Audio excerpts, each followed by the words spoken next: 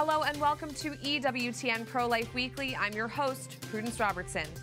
Loss in Ohio. After a highly anticipated vote on Issue 1, the Ohio State Constitution will now be amended to include language that explicitly names abortion as a, quote, right. Catholics in the state are devastated by the loss. We speak with one of them here on our program. Senator Tuberville stands strong. The senator from Alabama continues his nearly year-long hold on hundreds of military nominations in a highly publicized standstill to protect unborn children. We have the latest from Capitol Hill. Deborah Vitaliano, a pro-life woman from Westchester County, New York, has been barred from helping women outside of abortion clinics. A law prevents her from doing the work she feels called by God to do, encourage women to choose life for their babies. Now the Supreme Court may step in. We share Deborah's story.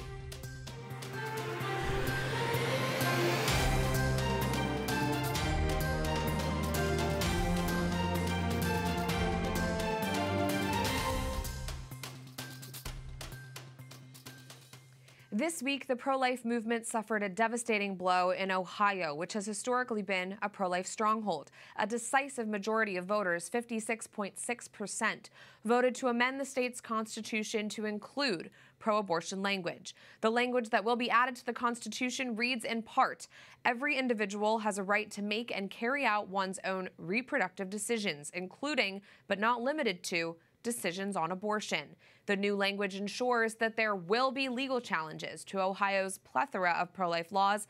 Plus, many have raised a red flag about how the amendment could put minors in severe danger in other ways due to its broad terms. Tragically, President Biden and Vice President Harris claimed this as an important victory.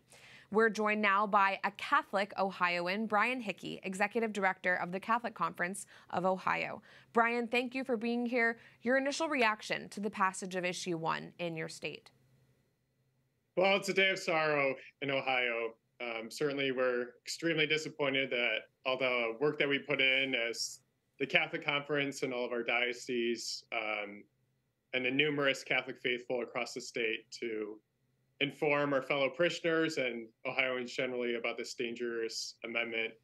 It just wasn't enough.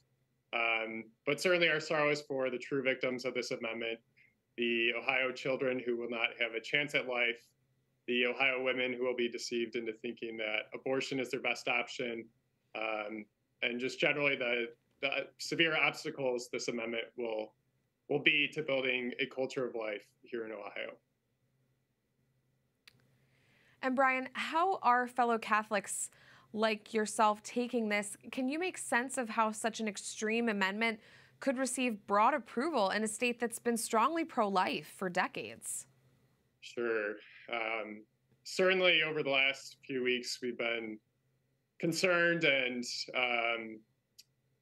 disappointed at the number of ads that we see on television, on digital media, one after the other, from the sides who passed this amendment, and they were certainly effective at it, calling our heartbeat law extreme, highlighting the lack of exclusions for rape and incest in our heartbeat law, and just a general message of keeping government out of Ohioans' healthcare decisions. So certainly we were concerned about this, but I'm just proud of all the Ohioans, especially in our Catholic churches, who put the time and effort in to inform their fellow Ohioans of the church's teaching on life. Right, right. And would you delineate some of the pro-life laws that are now in jeopardy in your state? I know most of us are concerned about the Heartbeat Act, which bans most abortions that you just mentioned, and that's already being litigated in the courts. So what's the state of your pro-life laws going to look like? That's correct. So we were hoping, expecting a positive decision from our Ohio Supreme Court to put the heartbeat law back into effect, but obviously it won't be anymore with this constitutional amendment passing, as well as the numerous other pro-life laws that were put into effect throughout the last several years in Ohio, whether that be informed consent, 24-hour waiting period for a woman seeking an abortion, a bill preventing abortion for children who are diagnosed with Down syndrome. So we're obviously very concerned and honestly not hopeful that those bills will stay in effect. And Brian, one woman who campaigned in favor of Issue 1 said on election night, quote, "The future is bright." Another said that it was the best day of her life as she celebrated abortion being installed in Ohio as a so-called right. What do you make of these celebrations of such a deadly measure, and how do we as pro-life Catholics move forward when many in the state seem quite happy about all of this? Sure. It's hard to really have a response to that. Certainly, we are going to take responsibility for ourselves as the Catholic Church to really reflect and regroup and think about how we can influence the next generation of young people so that we do not have those types of statements and the, in good faith, lack of understanding of what abortion does to a preborn child. But we're certainly going to reflect and regroup and really lean into our Catholic social teaching and how that can reach the next generation, so that in 10, 15, 20 years, we won't be in the same position that we are today in Ohio. Well, Brian Hickey of the Catholic Conference of Ohio, thank you for joining us and for all the work that you've done leading up to today. We greatly appreciate your work. God bless you. Thank you, Prudence. Ohio isn't the only state where elections were held this week. We're tracking results in Virginia, Kentucky, and Mississippi as well. And sadly, we have more losses to report. In Virginia, where pro-life Republicans previously controlled the House of Delegates, Democrats took control, picking up a number of seats. Now, Governor Glenn Youngkin, who has been working to advance pro-life laws, including a 15-week limit on abortion, faces a legislature that's united against him, with Democrats in control of both chambers. And to gubernatorial races in Kentucky, Democratic incumbent and abortion extremist Andy Beshear defeated Republican Attorney General Daniel Cameron.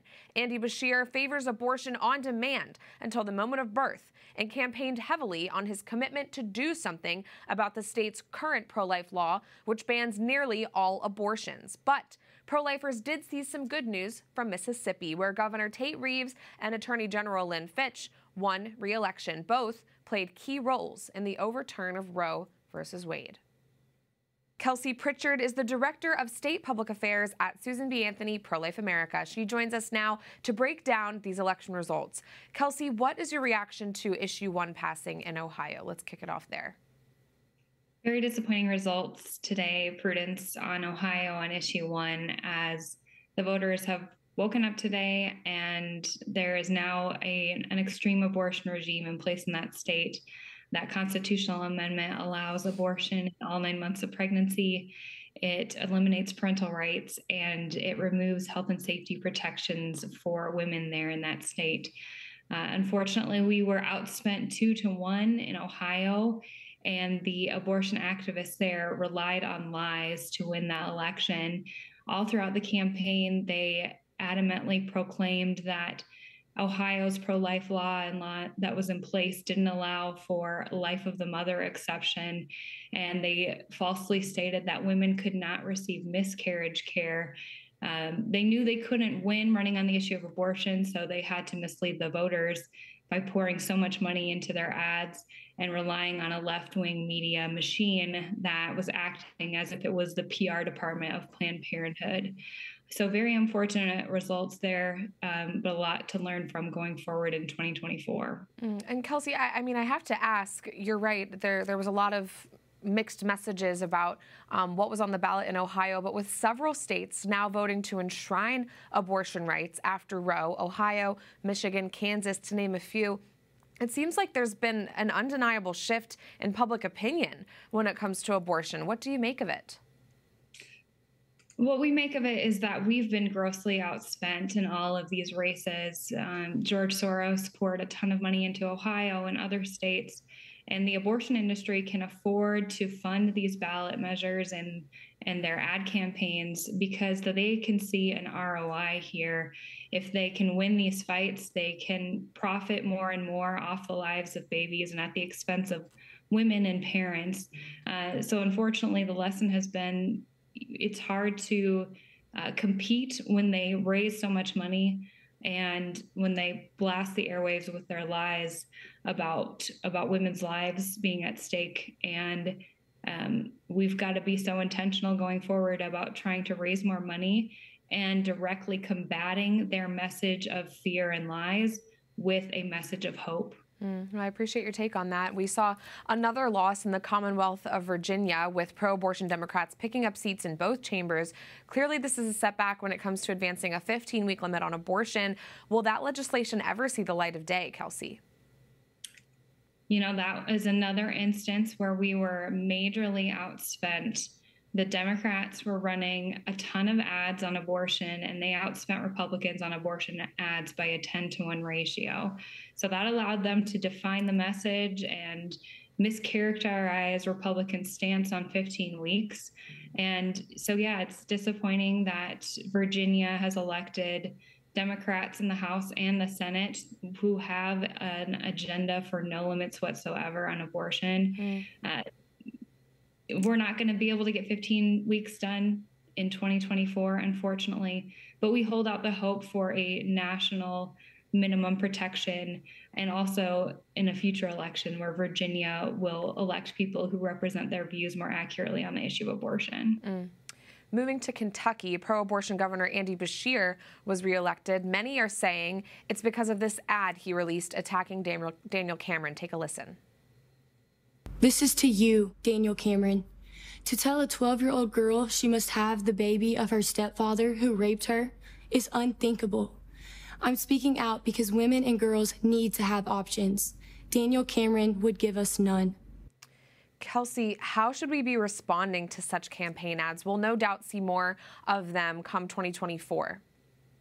We should be responding to those ads by pointing out the actual stance that Democrats have on the issue of abortion. And that is that they are for no limits whatsoever, including in the second and third trimesters, and they believe the taxpayer should fund those abortions. Many of them even fall into the camp with Planned Parenthood, wanting to eliminate parental rights and get rid of every single regulation on the abortion industry so that women's health is put at risk. We can't take the bait on these kinds of ads. Andy Beshear isn't for limiting abortion when a baby can feel pain, with exceptions of rape and incest. He is for all 9 months, allowing it at any point, and we have to be clear about where they stand and expose their extremism. Kelsey Pritchard of SBA Pro-Life America, thank you for your analysis of all these results. Thank you, Prudence. God bless. And now more news impacting our nation and world. This week, the American Medical Association, or AMA, could change its position on assisted suicide. The group of medical professionals has historically held the stance that assisted suicide is, quote, fundamentally incompatible with the physician's role as healer. But that stance could change if the AMA decides to take up proposals that encourage a neutral position. These proposals would change the official language from assisted suicide to medical aid in dying, and say assisted suicide is a matter of personal autonomy. The AMA will discuss these resolutions in their upcoming interim meeting from November 10th through the 14th. And to the Senate, where Tommy Tuberville continues his pro-life hold on military nominations. He says he won't back down until the Pentagon agrees to stop funding out-of-state abortions for U.S. military women. The conflict between Israel and Hamas has heightened tensions on this front in the Senate, with both military officials and Tuberville's own Republican colleagues pressuring him to release his hold. Among those trying to force Tuberville to throw in the towel are self-proclaimed pro-life senators Joni Ernst and Lindsey Graham. Meanwhile, pro-life members of the House stand in support of Tuberville. Arizona Representative Eli Crane wrote on X, "The U.S. military should be focused on protecting American lives, not helping to facilitate their slaughter. Senator Tuberville is taking a righteous stand, and I'm proud to stand with him." Coming up, a report shows some disturbing trends about the foreign nationals who are opting to hire American surrogate moms. I speak out. Plus, a sidewalk advocate is asking the Supreme Court to support her pro-life work and make abortion buffer zones a thing of the past. We have an exclusive interview next.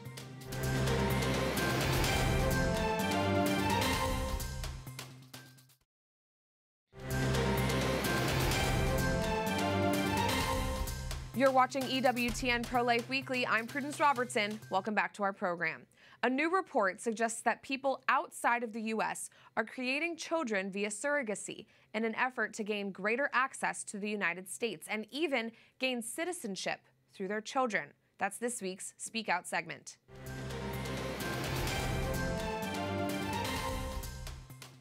A report from the American Society for Reproductive Medicine says that the majority of people outside the U.S. who are opting to hire American surrogate mothers is speedily increasing. It's important to ask why. The Heritage Foundation strongly suggests that one of the main motivators for foreign nationals to have children born in the U.S. is to gain American citizenship. That's right, people in other nations are using artificial insemination and surrogacy to create children because they want to be U.S. citizens. An interesting detail from the study, the majority of people choosing a womb to rent in the U.S. are Chinese men aged 42 and up. Most of the women who have agreed to carry these children in their wombs, 75%, are based in California. What's more, many California-based surrogacy agencies conduct what's known as pre-implantation genetic testing. This means that people can choose to either implant the fertilized egg or throw it out based on the child's predicted sex, eye color, skin color, or other features. When you connect the dots here, the results are quite disturbing. We have the equivalent of China's sex-selective abortion policies happening right here in the U.S., under a different name. Not only is it dehumanizing that these children are potentially being used to gain citizenship, in many cases, it's continuing to normalize the creation of human life separate from marriage between one man and one woman, and completely devoid of God's plan. Not to mention many fertilized eggs that could grow into embryos, human lives, are being destroyed if they don't look just right to their parents. The senseless destruction of life must stop. And to close out our show, we bring you news of a pro-life woman's plight. She's gone so far as to ask the highest court in the land to weigh in on her case. Deborah Vitaliano is based in Westchester County, New York. She serves as an occupational therapist for kids with special needs. Some time ago, she felt the tug to get involved in the pro-life movement, but her important work peacefully protesting, praying, and speaking with women outside of abortion clinics was cut short. This due to a law that has established a buffer zone around abortion clinics where pro-lifers aren't allowed in. Deborah Vitaliano joins us now to explain more. Deborah, when you began Sidewalk Counseling, your ministry was unfortunately blocked for a year. You had to stop working outside of abortion clinics. Talk to me about how that came about and what your reaction to it was. Well, you know, after the Supreme Court had overturned Roe versus Wade, that was in June 2022. After that, the county that I live in came up with this law, and we were not allowed to. I used to do prayer vigils outside of an abortion clinic with other people, and we were not allowed to even approach women within a certain number of feet. There was a buffer zone. So that came about in the law just a few days after the Supreme Court overturned Roe versus Wade. Wow. So, and, you know, it was a very, very difficult time. I had trained to become a consultant in pregnancy care centers and a sidewalk counselor. And so, and that training took a long time. So I was disappointed not to be able to help the women. Yeah, absolutely. And not to mention, you're a devout Catholic. You believe in the sanctity of life, and you felt a distinct call to step into this ministry at that important moment in our movement's history. So talk to me a little bit more about how that made you feel and what you kind of did next. Well, it really made me disappointed. I wasn't able to go for actually 1 year to go and speak with the women and also to pray at prayer vigils, because there were different laws. And if you had passed this, if you had broken this particular law that we're talking about, you could be put in jail and you could be fined a great deal of money. So, you know, it was very disappointing for me. So I had to really just really do prayer vigils at home for these women and for the unborn. And talk to me about the action you're taking now, Deborah. Your lawyers have petitioned the U.S. Supreme Court to weigh in on what happened to you. What's your hope? Well, my hope is really that the Supreme Court will take this case.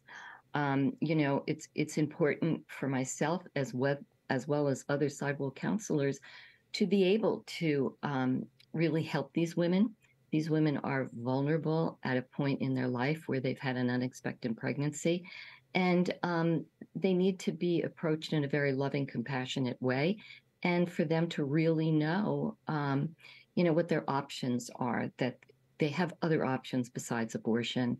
And, my hope is the Supreme Court will take it, because who's to say that the state or the local level will not put a law into effect again like this? Right. So it really needs to be clear throughout our country of, there is peaceful freedom of speech on sidewalks for women who are in a very vulnerable situation in a certain time of their life.